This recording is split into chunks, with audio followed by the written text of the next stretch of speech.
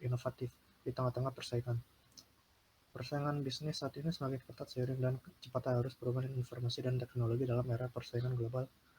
Kemudian seseorang untuk berkreasi atau berinovasi sangat tercermin dari kemampuan dan kemauan untuk memulai suatu usaha atau startup, kemampuan untuk melakukan sesuatu yang baru atau kreatif, kemauan dan kemampuan untuk mencari peluang atau opportunity, kemampuan dan keberanian mengambil risiko atau risk accept, dan kemampuan mengembangkan ide dan mengelola sumber daya yang ada.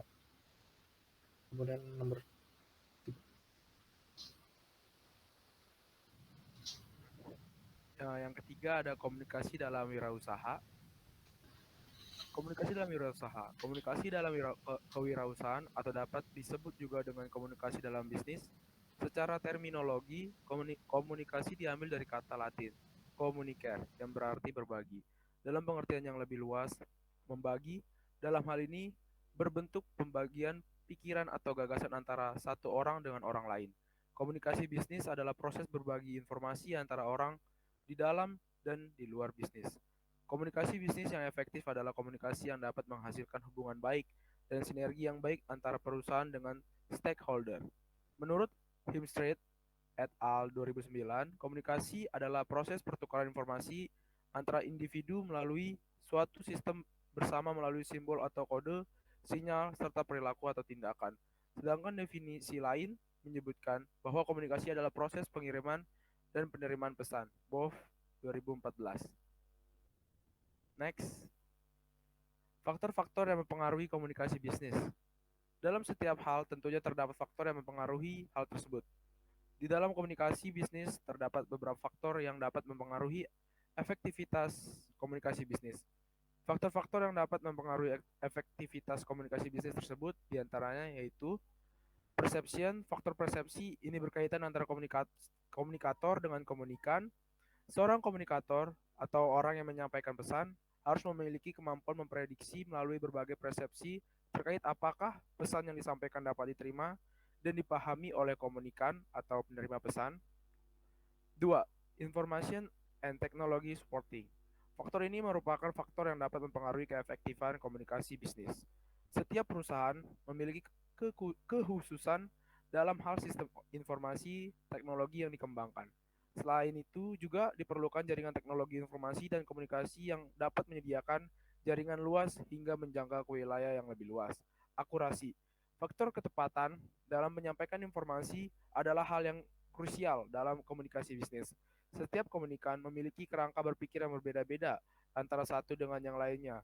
Agar informasi dapat tersampaikan dengan tepat, maka komunikator perlu mengekspresikan atau mengimplementasikan kerangka berpikir komunikan.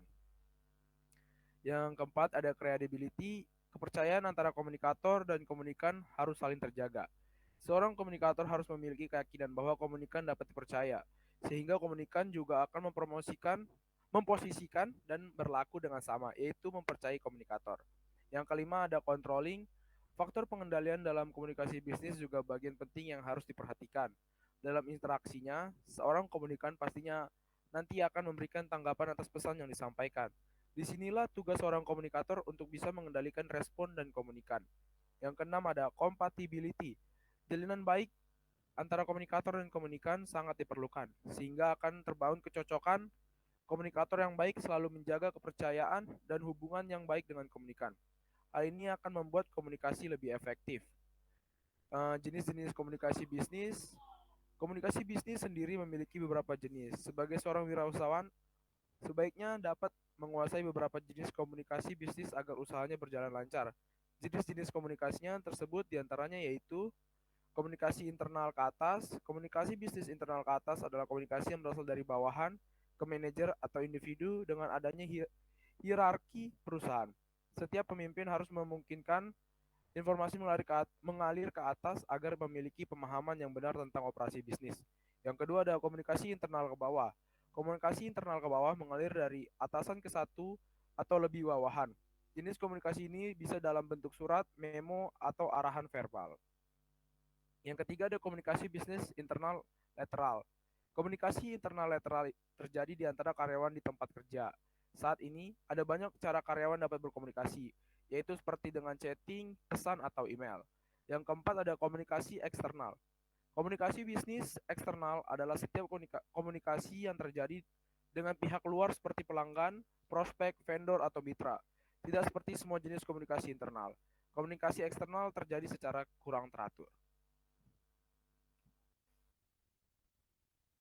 Yang keempat ada loyalitas dalam wirausaha. Next. Loyalitas dalam wirausaha, loyalitas dapat dipahami sebagai kesetiaan. Dalam konteks bisnis, loyalitas sering dikaitkan dengan konsumen atau pelanggan. Loyalitas pelanggan dianggap menjadi faktor utama yang menentukan tingkat penjualan. Banyak perusahaan menggunakan ini sebagai strategi untuk meningkatkan penjualan produknya. Loyalitas akan memotivasi konsumen atau pelanggan suatu produk untuk membeli lagi dan lagi.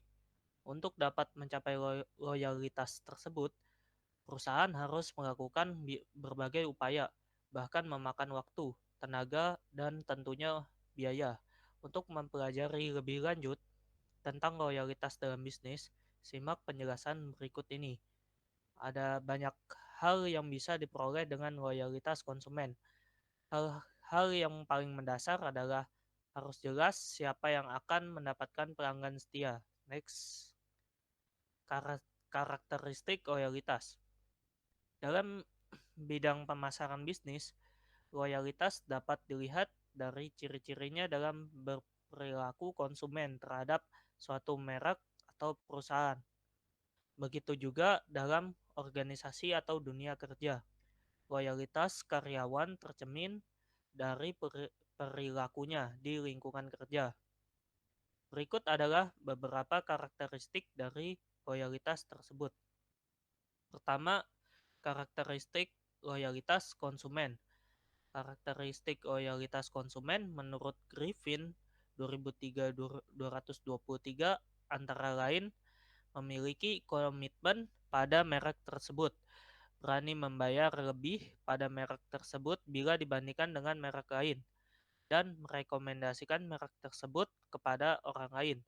Sementara itu, karakteristik umum lainnya yaitu A. Konsumen sering melakukan pembelian ulang terhadap suatu produk. B. Konsumen membeli semua lini produk dan jasa dari suatu merek. C. Konsumen memberikan dukungan positif kepada perusahaan. Next. 2. Karakteristik loyalitas karyawan. Menurut Hasibuan tahun 2007, loyalitas karyawan adalah loyalitas yang menghasilkan kesediaan karyawan untuk mempertahankan dan mempertahankan organisasi, baik dalam maupun di luar tempat kerja, terhadap melemahnya orang-orang yang tidak bertanggung jawab. Sementara itu karakteristik umum lainnya yaitu A. Karyawan yang loyal akan selalu mengikuti aturan suatu organisasi. B. Karyawan memiliki rasa tanggung jawab yang tinggi terhadap perusahaan. C. Karyawan bersedia bekerja sama dengan orang lain untuk mencapai tujuan perusahaan. D. Karyawan yang loyal seringkali merasa memiliki perusahaan sehingga berperilaku dan bertindak secara bijaksana dan bertanggung jawab. Next. Faktor-faktor yang mempengaruhi loyalitas. Untuk dapat memperoleh loyalitas pelanggan secara instan, seorang wirausaha harus dapat memperhatikan faktor-faktor yang dapat mempengaruhi loyalitas bisnis. Faktor-faktor berikut ini antara lain: 1. Satisfaction, kepuasan. Kepuasan akan menjadi faktor penentu apakah mereka memutuskan untuk kembali membeli atau menggunakan produk tersebut atau tidak. 2. Emotional bonding, ikatan emosi. Pelanggan dapat merasakan bahwa suatu merek benar-benar mencerminkan kepribadian mereka. Dengan demikian, ikatan emosional tercipta antara merek dan pelanggan atau dengan pelanggan lainnya. Rasa loyalitas dapat muncul jika perusahaan dapat memanfaatkan emosi ini dengan baik. Next. 3. Trust, kepercayaan. Unsur kepercayaan pelanggan terhadap suatu produk atau merek untuk menjalankan fungsi tertentu adalah penting. Membangun kepercayaan semakin memperkuat loyalitas untuk konsumen atau pelanggan terhadap bisnis.